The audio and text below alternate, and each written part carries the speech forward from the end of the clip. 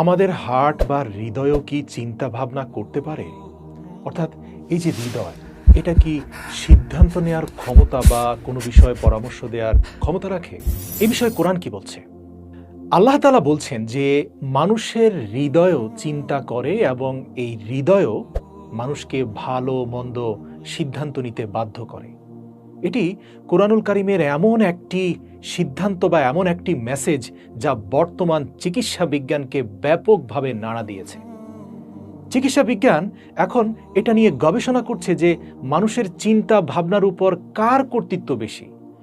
এতদিন ধরে যে আমরা ভেবে আসছি সকল চিন্তা ভাবনার কেন্দ্রবিন্দু মস্তিষ্ক, সেই মস্তিষ্কের কর্তৃত্ব বেশি নাকি আমাদের হৃদয়ের কর্তৃত্ব বেশি? দর্শক, আসুন কোরআন ও চিকিৎসা বিজ্ঞানের আলোকে এই প্রশ্নের উত্তর জানার চেষ্টা করব এই পুরো ভিডিওতে। পবিত্র কোরআনের সূরা কফ এর 16 নম্বর আয়াতে আল্লাহ তাআলা বলেন, আমি মানুষকে সৃষ্টি করেছি এবং আমি তার অন্তরে যে ওয়াসওয়াসা তথা কুমন্ত্রণা জন্মায় বা শয়তান যে কুমন্ত্রণা তার অন্তরে দেয় সে সম্পর্কেও আমি জানি। এখানে ওয়াসওয়াসা অর্থাৎ কুচিন্তা বা সন্দেহ, যা মূলত আমরা জানি যে এটি ব্রেইনের কাজ, এটা ব্রেইনেই উৎপত্তি হয় বা শয়তান এটা ব্রেইনেই দেয়। কিন্তু আল্লাহ তাআলা এই আয়াতে বলছেন যে ওয়াসওয়াসা আমাদের হৃদয়ে জন্ম নেয়, ব্রেইনে না। এই আয়াতের পরের অংশে আল্লাহ তাআলা বলেন, আমি মানুষের গর্দানের রগের চেয়েও তার অধিক নিকটবর্তী।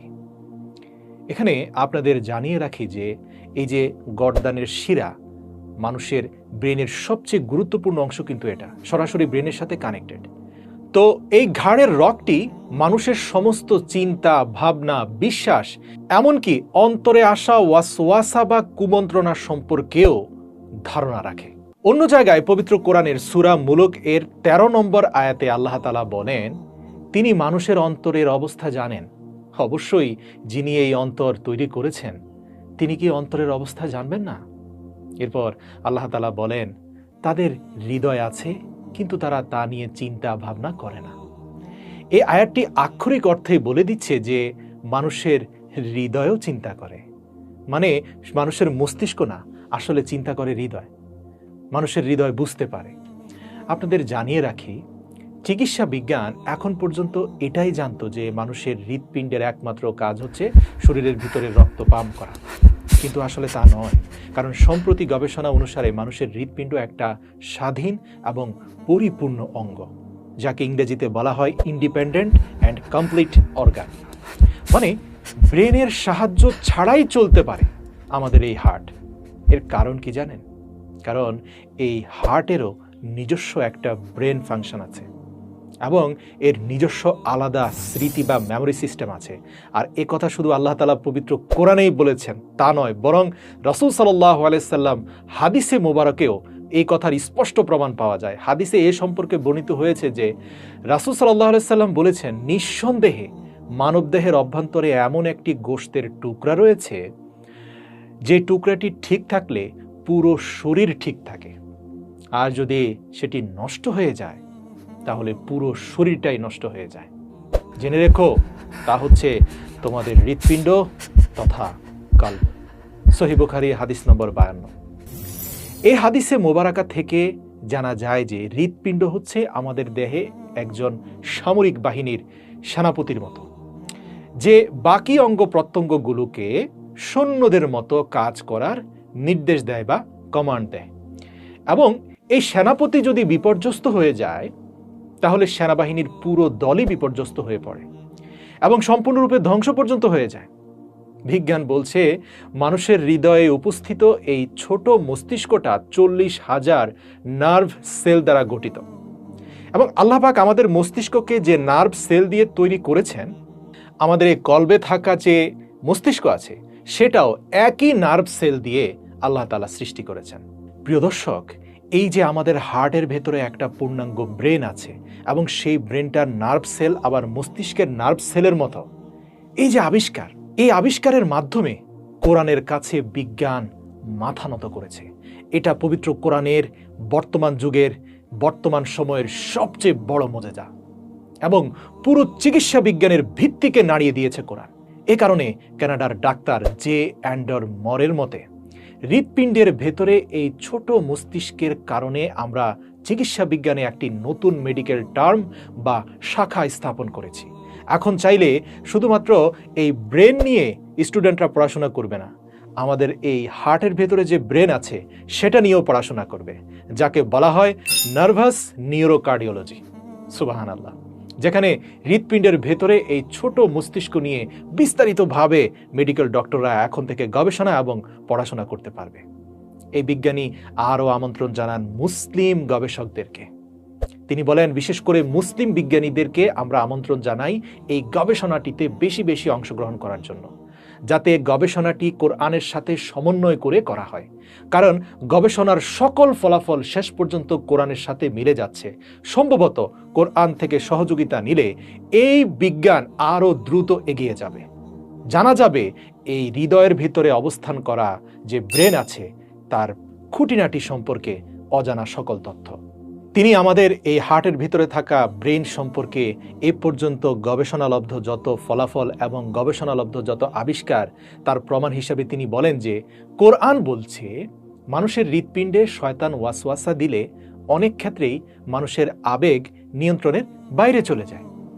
যেমন ধরুন, কোনো নারীর প্রতি যদি আসক্ত হয়ে যায় তাহলে সে পুরুষ বিভ্রান্ত হয়ে যায়, দিকভ্রষ্ট হয়ে যায়, অনেক ক্ষেত্রে সে নিজেকে নিয়ন্ত্রণ করতে পারে না। একইভাবে মারাত্মকভাবে লোভে পড়ে যাওয়া মানুষও অনেক ক্ষেত্রে অন্ধ হয়ে যায়। বিজ্ঞান গবেষণা করে দেখেছে কিছু ক্ষেত্রে মানুষ যখন তার হৃদস্পন্দন এর গতি বাড়ানোর জন্য অথবা ধীর করার জন্য কোনো সংকেত পাঠায় বা চেষ্টা করে, তখন তার হৃদস্পন্দন তার পাঠানোর সংকেত অনুযায়ী কাজ করে না। মানে মানুষ চাইলে অনেক ক্ষেত্রে তার হৃদয়ের উপরে পরিপূর্ণ নিয়ন্ত্রণ হারিয়ে ফেলে। তার হৃদয় তার কথার বাইরে চলে বা তার ব্রেন অনুযায়ী কাজ করে না। আল্লাহু আকবার। কখনো কখনো তো দেখা যায় আমাদের হৃদয়ের প্রতিক্রিয়া আমাদের পাঠানো সংকেতের সম্পূর্ণ বিপরীত হয়। তার মানে হচ্ছে বিবেক একদিকে যেতে বলছে, কিন্তু আমার হৃদয় অন্যদিকে নিয়ে যাচ্ছে। আমরা আমাদের ইচ্ছা অনুযায়ী এটি নিয়ন্ত্রণ করতে পারি না। মানে আমরা আমাদের ব্রেইনের মেমোরিকে নিয়ন্ত্রণ করতে পারলেও আমাদের হার্টের মেমোরিকে নিয়ন্ত্রণ আমরা করতে পারি না। আমরা আমাদের মস্তিষ্ককে নিয়ন্ত্রণ করতে পারি, কিন্তু চিকিৎসা বিজ্ঞানীদের মতে হৃৎপিণ্ডের ভেতরে যে মস্তিষ্ক রয়েছে সেটাকে নিয়ন্ত্রণ করা আমাদের পক্ষে অনেক ক্ষেত্রেই অসম্ভব হয়ে ওঠে। এই মস্তিষ্কের নিয়ন্ত্রণ একমাত্র সৃষ্টিকর্তার বাণীর মাধ্যমেই হবে, অর্থাৎ এই মস্তিষ্কের নিয়ন্ত্রণের সাথে জড়িত রয়েছে কলব তথা আত্মা বা রূহ। সুবহানাল্লাহ। প্রিয় দর্শক, আমাদের হার্টের ভেতরে থাকা তথা কলবের ভেতরে থাকা ব্রেনের নিয়ন্ত্রণ যে আমরা করতে পারি না, বা এই ব্রেনের খুঁটিনাটি তথ্য মাত্র বিজ্ঞান কিছুদিন আগে জানতে পেরেছে। কিন্তু আপনি কি বিশ্বাস করবেন যে আজ থেকে 1400 বছর আগে নাজিল হওয়া কোরআনুল কারিমে আল্লাহ পাক ঠিক একই কথা বলেছেন যে চিন্তা ভাবনার কেন্দ্রস্থল কেবলমাত্র মস্তিষ্ক নয়, বরং চিন্তা ভাবনার কেন্দ্রস্থল হচ্ছে কলব, অর্থাৎ মানুষের হৃদয়। এজন্যই পবিত্র কোরআনে প্রশান্ত আত্মার কথা বলা হয়েছে, যে আত্মা সব সময় ঠান্ডা থাকে, শান্ত থাকে, সে কখনো দুশ্চিন্তাগ্রস্ত হয় না। পবিত্র কোরআনে কলুষিত আত্মার কথা বলা হয়েছে, যার অন্তরে মোহর মেরে দেওয়া হয়েছে, যার হৃদয়ে কখনো ভালো জিনিস প্রবেশ করে না। প্রিয় দর্শক, আপনাদের আরেকটা কথা বলে রাখি, মানুষের দেহে যে রূহ, তার উপস্থিতিও কিন্তু এই হৃৎপিণ্ডের ভিতরে, ব্রেনের ভিতরে না। এ বিষয়ে পবিত্র কোরআনের আরেক জায়গায় সূরা হজের 46 নম্বর আয়াতে আল্লাহ তাআলা বলেন, তাদের হৃদয় আছে কিন্তু এই মানুষগুলো হৃদয় দ্বারা উপলব্ধি করে না। অর্থাৎ আল্লাহ তাআলা চিন্তা ভাবনা ও উপলব্ধির কেন্দ্রস্থল হৃদয়ের দিকে নির্দেশ করছেন, যার সত্যতা বিজ্ঞান কয়েকদিন পূর্বে আবিষ্কার করতে পেরেছে। আল্লাহ পাক বলেন যে যখনই কোনো ব্যক্তি আল্লাহর স্মরণে গাফেলতি করে তখন তার অন্তর অন্ধকারাচ্ছন্ন হয়ে যায়। এবং এছাড়াও আল্লাহ তাআলা পবিত্র কোরআনের আরেকটি আয়াতে বলেছেন, আল্লাহ তাদের অন্তরে মোহর মেরে দিয়েছেন। আল্লাহ তাআলা বলেন, আমি তাদেরকে হৃদয় দিয়েছি কিন্তু তারা উপলব্ধি করে না। লক্ষ্য করুন, এই সমস্ত কথাই আধ্যাত্মিক, শারীরিক নয়। উদাহরণস্বরূপ আল্লাহ তাআলা পবিত্র কোরআনে মানুষকে এই দোয়া শিক্ষা দিয়েছে যে, বলো, আমি বিতাড়িত শয়তানের অনিষ্ট থেকে আল্লাহর কাছে আশ্রয় চাই, আউযু বিল্লাহি মিনাশ শাইতানির রাজিম। যে মানুষের অন্তরে ওয়াসওয়াসা দেয়, যাকে আমরা শয়তান বলে থাকি।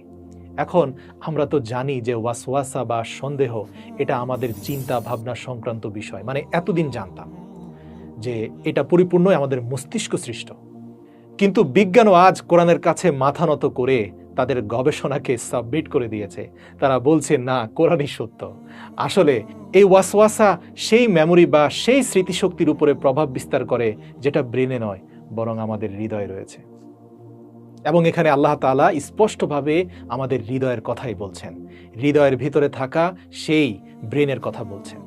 প্রিয় দর্শক, এই পুরো ব্যাপারটাই আধ্যাত্মিক। পবিত্র কোরআন যে বিষয়টার ব্যাখ্যা পরিপূর্ণরূপে দিতে পারবে, এর ব্যাখ্যা শুধুমাত্র দিতে পারবেন তিনি, যিনি মানব সত্তা সৃষ্টি করেছেন, মানুষের হার্ট, কিডনি, ব্রেইন সকল কিছু সৃষ্টি করেছেন। আর এর জন্যই তিনি কোরআনে বলেছেন, তিনি কি সে সম্পর্কে জানবেন না যা তিনি নিজ হাতে তৈরি করেছেন? যাদের হার্ট ট্রান্সপ্লান্ট করা হয়, মানে হৃদয় প্রতিস্থাপন করা হয়, তো হার্ট ট্রান্সপ্লান্ট করে ভিন্ন কোনো হার্ট যদি রিপ্লেসও করা হয়, তাহলে ওই ব্যক্তির ব্যক্তিত্বের পরিবর্তন ঘটে না, তার আবেগ অনুভূতির কোনো পরিবর্তন ঘটে না। এখানে কারণ কি জানেন? কারণ তার শরীরের অঙ্গ পরিবর্তন করা হয়েছে, কিন্তু সেই ব্যক্তির রুহের কোনো পরিবর্তন করা হয়নি। যেহেতু আমাদের হৃদয়ই ভালো এবং খারাপ চিন্তা ও সব ধরনের পাপের কেন্দ্র, এ কারণেই শৈশবেই হয়তো হযরত জিবরাইল আলাইহিসসালাম নবী করিম সাল্লাল্লাহু আলাইহি ওয়াসাল্লামের সিনা মোবারক চিড়ে, অর্থাৎ বুক ফেড়ে হুজুর সাল্লাল্লাহু আলাইহি ওয়াসাল্লামের দেহ মোবারক থেকে হার্টকে বের করে তা জমজমের বিশুদ্ধ পানি দিয়ে ধুয়ে পুনরায় আগের মতো নবী সাল্লাল্লাহু আলাইহি ওয়াসাল্লামের বুকে স্থাপন করে দিয়েছিলেন। আল্লাহর এই আদেশ মোটেও উদ্দেশ্যহীন ছিল না, কারণ রূহ মানুষের অন্তরে এমনভাবে মিশে থাকে যেমন গোলাপের পাপড়ির ভেতরে লাল রং এবং কয়লার ভেতরে নিভু নিভু আগুন বসবাস করে। আর এই রুহের কেন্দ্র হলো মানুষের হৃদয়, আর মানুষের শারীরিক অস্তিত্বের কেন্দ্র হচ্ছে মানুষের ব্রেন। কোরআনে কারিমে আল্লাহ পাক মানুষকে স্পষ্টভাবে বলেছেন যে যখন মানুষ ঘুমন্ত অবস্থায় থাকে, তখন আল্লাহ পাক তার রুহকে সাময়িকভাবে কবজ করে নেন, এবং যে ব্যক্তির মৃত্যু খুব সন্নিকটে, তার রুহ আলমে আরোহাতে চলে যায়। অপরদিকে যার মৃত্যুর সময় এখনো আসেনি, তার রুহকে সকালবেলা ঘুম থেকে ওঠার সাথে সাথে তার দেহে ফিরিয়ে দেওয়া হয়, যার কারণে সে জেগে উঠতে পারে। এভাবে মৃত্যু আসা পর্যন্ত প্রতিদিন সকালে তার রুহ তার দেহে ফিরে আসে। হৃৎপিণ্ডের এই ছোট মস্তিষ্কটি নিজে থেকেই পরিচালিত হয়, এবং এটি শুধুমাত্র সিগন্যাল বা তথ্য সঞ্চয়ই করে না, আমাদের এই হৃৎপিণ্ডে থাকা মেমোরি তথা ব্রেইন প্রত্যেকটা তথ্যকে অনুভবও করতে পারে। এজন্যই মানুষ বলে থাকে হৃদয় দিয়ে ভালোবাসি বা হৃদয় দিয়ে ঘৃণা করি। প্রিয় দর্শক, মানব হৃদয়ের আবেগ অনুভূতির সব কিছুর কেন্দ্রস্থল কিন্তু আমাদের এই হৃদয়। আর এজন্যই যদি আপনি এই হৃদয় এবং এর মধ্যে উপস্থিত রুহের প্রশান্তি চান, তাহলে আপনার হৃদয়ের স্রষ্টার নাম স্মরণ করুন, যিনি এই হৃদয়কে সৃষ্টি করেছেন। একমাত্র তিনি আপনার অন্তরকে ঠান্ডা করে দিতে পারবেন, কারণ তিনি জানেন এই অন্তর কিভাবে ঠান্ডা হয়, কারণ এই অন্তর তিনি সৃষ্টি করেছেন। আর তিনি তার পবিত্র কোরআনে বলেছেন, হৃদয়ের শান্তি কেবলমাত্র আল্লাহর জিকিরের মাধ্যমে পাওয়া যায়। তাই আসুন, যাদের অন্তর অস্থিতিশীল, যাদের অন্তরে শান্তি নেই, দিল থেকে পড়ুন সুবহানাল্লাহ, আলহামদুলিল্লাহ, লা ইলাহা ইল্লাল্লাহু, আল্লাহু আকবার। নিঃসন্দেহে আল্লাহর জিকির তথা আল্লাহর স্মরণ মানব হৃদয়কে প্রশান্ত করে। আল কোরআন।